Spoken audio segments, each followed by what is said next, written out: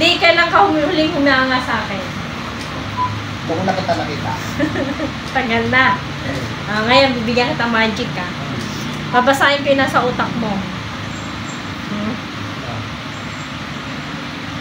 Mag-isip ka ng pangalan na hindi tingin mo hindi ko maiisip.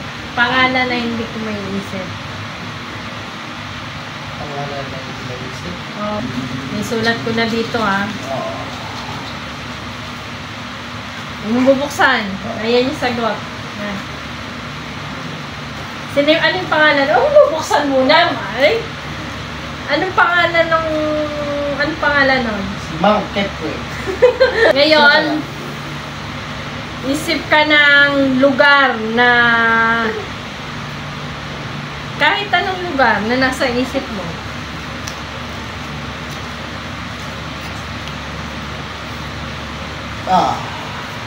Isip mo na.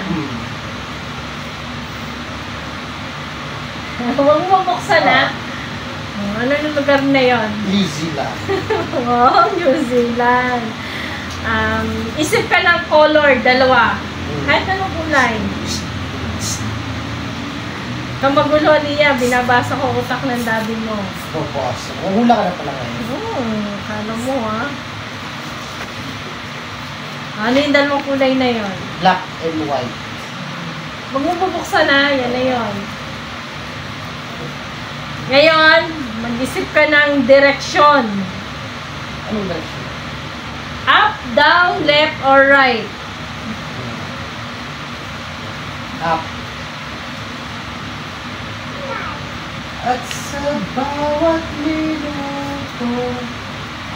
Ngayon, hawakan mo to. Hawakan mo lang. Amin na yan. Ngayon, bigay mo sa akin. Ano yung pangalan na yun? Mount Kepwe.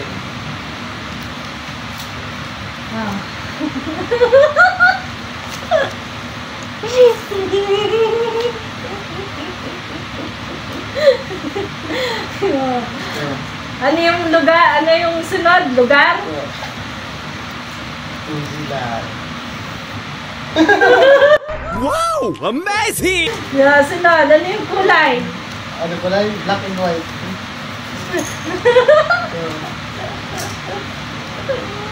Ngayon, ano yung direction na napili mo? Up. Hanga ka na sa akin, no? Amazing.